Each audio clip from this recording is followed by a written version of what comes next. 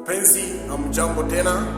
Tunaendelea ndugu zangu katika majifunzo yetu ya shule ya Sabato, na leo ni juma la mwisho. Leo tunaanza juma la mwisho katika robo hii yetu.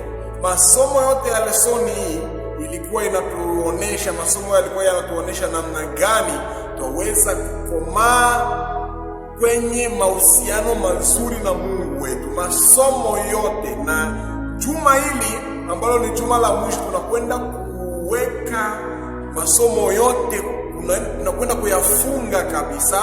Tunakwenda kuweka somo la mwisho ambalo linaonyesha namna gani tuweke au tukomaze mahusiano yetu na Mungu. Hivyo somo hili likiisha, jiandae tayari ili kwamba tuanze lesoni mpya.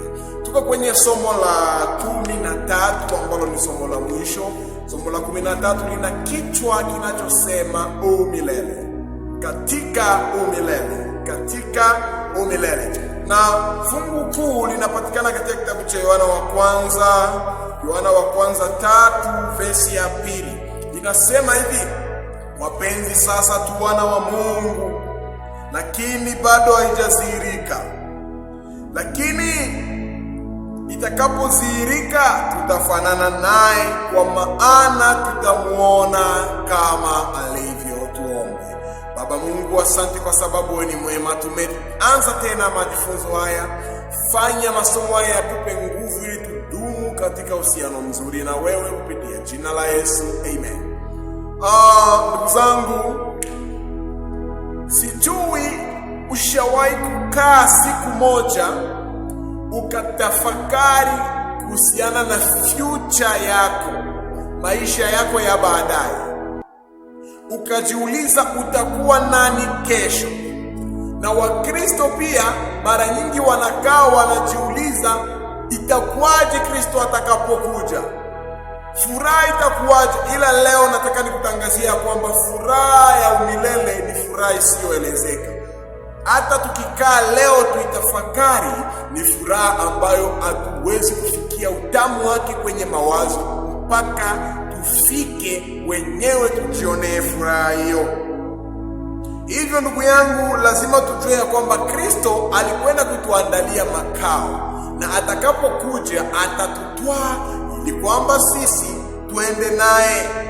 Na ijapo siku zipite sana, unajua siku zinasonga toka Yesu aliposema ya kwamba ninakwenda na ninakuja upesi. Kwetu sisi wanadamu tunaona ya kwamba siku zinasonga sana, lakini ndugu yangu, tujue ya kwamba hatujaona namna gani Yesu amekawia. Yesu hajakawia. Na ukitaka kuona namna gani Yesu hajakawia, jaribu kufariki ndugu yangu. Utakapofariki, siku Yesu atakapokuja, itakuwa kama ulipofariki umelala kisha ukamshwa saa ile ile. Unashtuka, unaona kumbe Yesu amekuja upesi. Tunapokuwa tunaendelea kuishi ndipo tunaona Yesu anakawia kuja, lakini Yesu bado anakuja mlangoni, na baadaye hapa karibuni tutamuona. Hivyo katika juma hili ndugu zangu, tutakwenda kuona ni zawadi gani ambayo tutaipewa sisi wa Kristo katika umilele, na ni namna gani tunatakiwa tudumu anapokuja Kristo. Tunatakiwa tudumu katika kumsubiri, tuwe watu ambao tutakuwa na imani, tudumu katika imani ambayo haitetereki kamwe. Kuishi leo ndugu zangu, tunapotazama dunia hii tunakwenda kuona kwamba ni dunia ambayo inawayawaya, na Biblia tayari imetabiri ni dunia ambayo inawayawaya, dunia ambayo inayumbayumba. Dalili zote ambazo Kristo alikuwa amesema zimetimia. Sijui kama tuko sawa hapo. Na dalili hizi ndizo zinatuonesha ya kwamba tuko mwisho wa wakati. Kwa hiyo dalili zinapotimia, lazima tujue ya kwamba anakuwa mlangoni. Vita, njaa, taifa kuibuka kupambana na taifa lingine, yale yote tayari yamefanya nini? Yametimia. Sehemu zote wanajua hivyo. Vita, wanapambana kabisa, mataifa wanapambana kwa kwa ajili ya mataifa mengine. Hiyo inaonyesha ya kwamba tuko mwisho wa wakati, na tunapokuwa mwisho wa wakati lazima tujue Kristo yuko mlangoni. Hivyo lazima tujue, ndugu yangu, katika kitabu cha Zaburi 80 kuna ahadi nzuri, na hapo tunaonyeshwa ya kwamba sisi wa Kristo, nisikie vizuri, sisi wa Kristo tunatakiwa tuwe waaminifu kiasi kwamba tuwe watu ambao tutamwabudu Mungu ijapo kutokee hali yoyote ile. Lazima tuwe tayari kumwabudu Mungu, na Mungu anatafuta waaminifu. Mungu anauliza ni shujaa gani, ni muumini gani ambaye ni mwaminifu, ambaye atamwabudu Mungu bila kusubiri Mungu ajidhihirishe kwake. Unajua kuna wale ambao wanasubiri wa kusema kwamba Mungu mpaka ajidhihirishe, mpaka nione mkono wake katika maisha yangu. Ndugu yangu, kuna Wakristo ambao Mungu anawatafuta, iwe vita, iwe raha, iwe nini, wao ni waaminifu kwa Mungu wao. Hao ndio Wakristo ambao tunawatafuta. Wateseke, wanakuwa waaminifu. Wawe katika raha, wanakuwa waaminifu. Mwishowe tutamuona Kristo, ndugu yangu, ana kwa ana, uso kwa uso. Tunajua ya kwamba tuliumbwa kwa picha ya Mungu. Tuliumbwa hapo mwanzo kwa picha ya Mungu, na tulitakiwa tudumu katika kuonana na Mungu daima. Leo hatuna uwezo huo kwa sababu ya dhambi. Ndio maana Kristo atakapokuja tutabadilishwa, huu mwili wa dhambi upewe kutokufa na dhambi ondolewe, ndipo tutakuwa na uwezo tena wa kufanya nini? Wa kuonana ana kwa ana na Mungu. Sasa hivi kwa ajili ya dhambi zetu, tukimwona Mungu, tukiuona utukufu wake, tutakufa. Sijui kama tuko sawa hapo. Hivyo lazima tujue kwamba Mungu alikuwa ameweka katika mioyo yetu mawazo ya umilele, na mtu hawezi kuelewa kazi ya Mungu ambayo inazidi kufanyika ndani yake kwa ajili ya dhambi ambazo zinatuzunguka. Hivyo Yesu alikuwa atakapokuja, Yesu atakuwa akishindikizwa na kundi kubwa la malaika, na kila jicho litamuona. Wakati atakaposhuka, tutaisikia sauti yake na sauti ya tarumbeta ya Mungu, na makaburi yatapasuliwa, na wale waliokufa katika Kristo watafufuliwa kwanza. Sijui wewe utafufuliwa kwanza au utafufuliwa baadaye, ila ninakuahidi na ninakuambia ya kwamba ukiwa mwaminifu katika kumwabudu Mungu, utakuwa katika wale watakaofufuliwa kwanza, ili wamlaki Bwana wao hewani. Hivyo lazima tujue ya kwamba siku moja tutamwona Bwana kiukweli kama alivyo. Fungu la Karina tuambia, kwa maana tutamwona kama alivyo. Tutasikia sauti yake na tutakuwa mbele zake. Hivyo tunaambiwa ya kwamba huyu Kristo ambaye tunamsoma kila siku kwenye Biblia, tunatangaza habari zake, hujawahi kumwona ana kwa ana Mwokozi wako. Siku hiyo utamuona. Utashangaa kumwona yule ambaye ulimtetea siku zote. Utashangaa na kufurahi kuona yule ambaye ulikuwa ukimpambania kwa imani bila kujua uso wake. Siku hiyo utamuona ana kwa ana. Atakuwa Bwana wako, nawe utakuwa mtu wake. Ndugu yangu, tujiandae, kwa maana safari si nzito kwa uwezo wa Mungu. Bibi harusi, unaposoma kwenye kitabu cha Ufunuo 21:9 hadi 11, unaona jiji la watakatifu linalinganishwa na bibi harusi. Yohana anasema, niliona jiji likishuka likiwa tayari kama bibi harusi ambaye yuko tayari kwenda kwa mumewe. Kwa hiyo bibi harusi ni mzuri, na siku ya ndoa yake ni siku ambayo watu wote wanataka kumwona. Na ndoa inaashiria ya kwamba ni mwanzo mpya wa maisha mapya katika bibi na bwana harusi. Hivyo na sisi Kristo atakapokuja tutaanza maisha mapya. haya maisha ambayo tunayaishi leo yatakuwa yamepita na wakati. Tutaanza maisha mapya ya bila dhambi na Bwana wetu. Ndugu yangu, ni raha sana tutakapokutana mbinguni tena tumwabudu Mungu pasipo kuchoka. Katika dunia hii kuna wakati tunamwabudu Mungu kwa shida, kwa maana wengine tunakatazwa kumwabudu Mungu kama akina Danieli. Lakini siku hiyo Danieli atafurahi kumuona Bwana. Mimi nitafurahi kumwabudu Mungu daima milele zote. Hivyo ukisoma vizuri, Wakristo pia waaminifu wanalinganishwa pia na bibi harusi. Huenda ukajiuliza ni kwa nini, ila fikiri huenda kwa sababu wao ndio wako ndani ya jiji. Kwa hiyo jiji linalinganishwa na bibi harusi, pia Wakristo wanalinganishwa na bibi harusi. Lazima tujiandae maisha yetu ili kwamba bwana harusi atakapokuja tuwe tayari kumlaki hewani, kuanza maisha mapya pamoja naye. Hivyo dunia yote kwa pamoja itakuwa shuhuda kwa tukio hilo, na tutafanywa kuwa watu muhimu katika jiji hilo ambalo linaandaliwa kwa ajili yetu. Tutakuwa pamoja na bibi harusi. Tukisema tutakuwa pamoja na bibi harusi, tunaongelea bibi harusi jiji Yerusalemu, na sisi tukiwa kama bibi harusi watakatifu ambao tuliosha mavazi yetu kwa damu ya Yesu. Hivyo lazima tujue ya kwamba tutakuwa wote wamoja, wote tutakuwa pamoja. Na jiulize, itakuwa ni furaha ya aina gani kukutana ndugu wa pande zote. Dhambi haipo tena, adui wa mwisho dhambi ametoweka.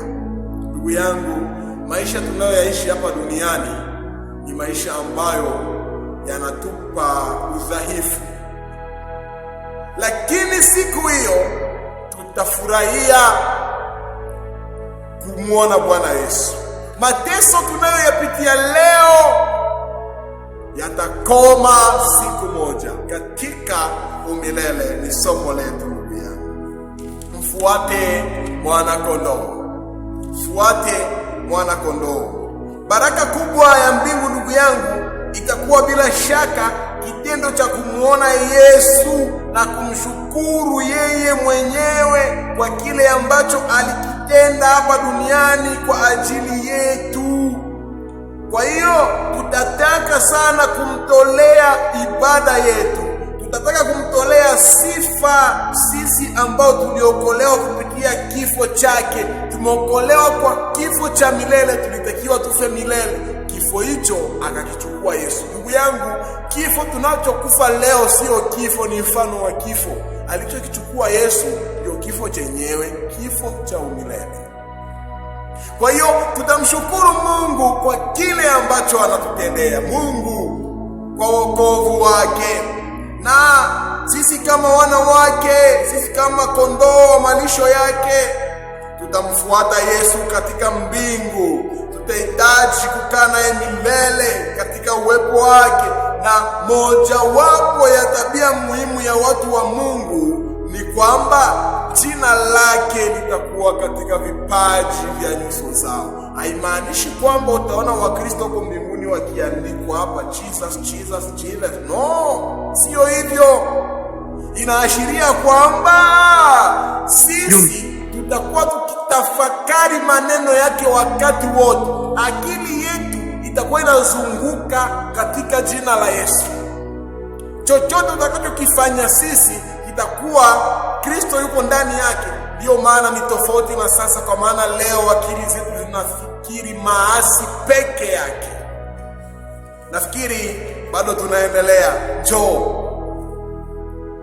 ndugu yangu, unaposoma kwenye kitabu cha Mathayo 11:28 unaona wito wa Yesu. Anaita wote wenye dhambi ambao wamelemewa waje awapumzishe. Na Roho Mtakatifu anahitaji kutuita kwa Yesu leo. Yesu anatualika kuja kwake na kudumu leo na kila siku katika matarajio ya marejeo yake. Hivyo tukikubali kwa wito huu wa kuja kwake, kwa mioyo yetu yote bila kusubiri, kwa mioyo ambayo imenyenyekea, tutakuwa tumepokea amani ya kweli, kwa maana tunajua ya kwamba atatufufua sisi wa dhambi. Tunakuwa na imani naye. Hivyo tunatakiwa kuishi uharaka wa kuwasiliana na Roho Mtakatifu kwa ajili ya kupokea wito wa kuwaleta wengine. Ndugu yangu, tukisubiri mbingu hapa duniani bila kuchakarika kwenye kazi ya Mungu, tunajichosha bure. Mbinguni hakuingii wazembe. Nisikilize vizuri. Mbinguni hakuingii wazembe kamwe. Ellen White anasema mbinguni hakuingii mtu ambaye hajapambana ili kwamba kumvuta ndugu yake aje kwa Kristo. Hakuna taji itakayokuwa huko mbinguni bila nyota, haiwezekani. Hivyo tunapomsubiri Yesu hapa, hatukunji mikono, bali tunachakarika katika kazi ya Bwana Mungu wetu. Hivyo lazima tujue atakapokuja Yesu, hatujui ni lini. Wenda nikuulize, atakuja lini? Hatujui. Kwa mtazamo wetu sisi, wakati tutakapofunga macho katika kifo na kitu ambacho tutakijua ni nini, ni ujio wa Yesu. Kwa nini? Kwa sababu wafu hawajui neno lolote. Kwa hiyo wafu kama hawajui neno lolote, wakati umefariki, kitu cha kufuata utakachokijua ni marejeo ya Kristo. Unasikia huko sauti, na nikutangazie, nisikie please, weka umakini, nikutangazie ile Kristo atakapokuja, unafufuliwa. Ukijihisi umekuwa mwoga, sijui baba, usijiulize maswali mengi. Wewe upande gani? Tayari wewe ni upande wa adui. Lakini kwetu sisi wa Kristo, wakati atakapokuja, tunafufuka tayari, tuna furaha ambayo haielezeki, tunabadilishwa, tunafanya nini? Tunamlaki hewani. Pambana katika maisha haya. Kuna mafundisho potovu yameanza kuingia makanisani ya kwamba mtu anapokufa kuna uwezekano wa kumtolea sadaka ili kwamba dhambi zake zisamehewe aingie mbinguni. Hakuna fundisho kama hilo kwenye maandiko. Nyie ambao mnapeleka hela zenu mnajisumbua bure, mnajisumbua. Hakuna, mnaharibu hela zenu.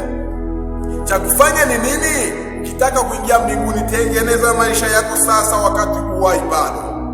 Ukisubiri kifo kikukumbe, jiandae, kwa maana siku ya hukumu itakuwa nzito kwako. Lakini kwetu sisi ambao tayari tumempokea Kristo, lazima tujue ya kwamba tuna uzima wa milele. Tuanze kuishi utakatifu leo. Tusisubiri tufe ndipo tutakasike. Hakuna huo utakaso, ndugu yangu. Sikia, kwa ukweli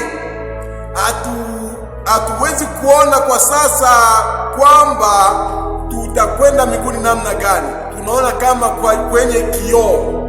Kwa hiyo hatuna uhakika ya kwamba itakuwaje mbinguni. Uhakika ni kwamba tutakwenda mbinguni, lakini hakuna mtu ambaye aweze kuelezea mbingu zitakuwa hivi. Hakuna. Furaha ya huko, nimekwambia tangu mwanzo, haielezeki. Tunachokijua ni kwamba atakapokuja tutamuona kama alivyo. Hivyo tusijiweke wazembe katika matarajio. Lazima tuweke mioyoni mwetu matumaini ya marejeo yake, ya kwamba atakuja, na imani yetu izidi kudumu. Uaminifu na upendo na uzuri wa Mungu uzidi kuwa ndani yetu, na tuseme ya kwamba kwa pamoja, hakika Bwana rejea. Ndugu zangu, hatuna tumaini jingine jipya kama hilo. Mbingu ni tumaini ambalo tunalisubiri kwa muda mrefu. Ndugu zetu wanalisubiri, Adamu walisubiri, Nuhu, wengi wakina John Hus, John Wycliffe, wengi mashujaa wa imani wamekufa wakisubiri matarajio haya. Hivyo tunapofunga somo hili, ninakuita, sikia hapo, tunaambiwa hivi: tukiwa hatupokei dini ya Kristo, tukikataa kupokea dini ya Kristo kwa kujilisha kila siku neno la Mungu, hatuwezi kamwe kupokelewa katika kambi takatifu ya Mungu. Tukiwa hapa duniani, tujilishe neno la Mungu, tukomae kiroho. Nunua Biblia. Inashangaza sana kusikia kwamba Wakristo Biblia hamna. Nunua Biblia, soma kila siku na familia yako, ili tujiandae katika mbingu ambayo Bwana wetu anatutolea. Mungu akubariki sana. Naitwa mchungaji Minanga John Suleiman. Usikose kutufuatilia kwenye channel yetu hii hapa ambayo inaitwa Nguvu ya Neno TV. Endelea kutufuatilia. Mungu azidi kukubariki. Tokea una swali, ongeza, weka hapo kwenye comment. Mungu akubariki. Tuombe. Baba Mungu, tunakushukuru tena kwa pendo lako ambalo ni kubwa. Muda huu tumemaliza masomo haya, tufanye somo hili lituguse, ili kwamba tujiandae kuhusiana na marejeo yako kupitia jina la Yesu. Amen. Mungu akubariki.